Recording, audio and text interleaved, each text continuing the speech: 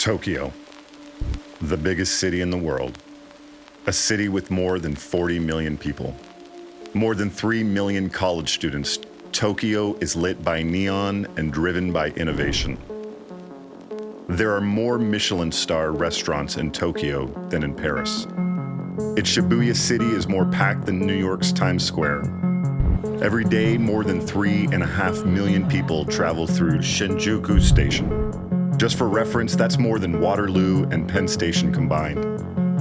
Akihabara, a center for commerce and technology, attracts young people from all over the city. Cafes full of cosplaying maids chatting with mostly young people looking to buy the latest manga comic or video game. Nearly every corner is plugged in and open for business. Tokyo, in every way, is a city from the future. But it's also a city that bears scars from its past.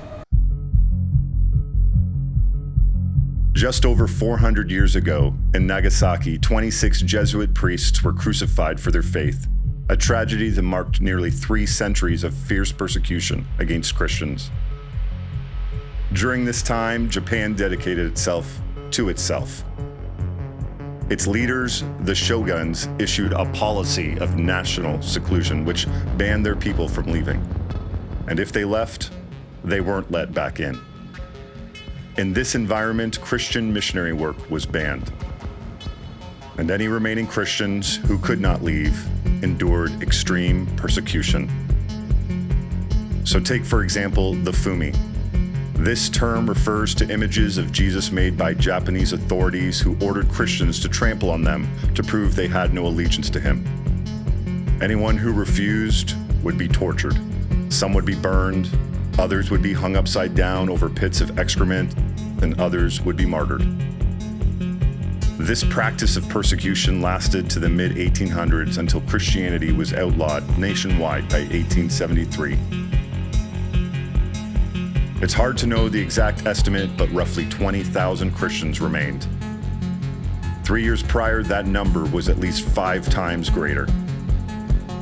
Built free of Christian influence, Tokyo largely remains free of it to this day. And while this era of national seclusion may be over, Japan remains fiercely proud of its rich cultural and national identity. And who can blame them? These proud men and women have had to rebuild their city twice in the last century. Once after an earthquake that claimed over 140,000 lives, and once after World War II, which left 300,000 Tokyo citizens dead and 60% of its buildings destroyed. Tokyo is a city marked by its past and on the cusp of the future. Etiquette, orderliness, hygiene, hard work, social harmony, these are Japan's highest values. Shrines and temples fill this busy city, but there are very few healthy churches, which means Tokyo is full of orderly, hardworking, clean, kind, and community-oriented image bearers. It's also full of people who don't know that their biggest problem is sin, and that the perfect remedy is available through the perfect person and effective work of Jesus.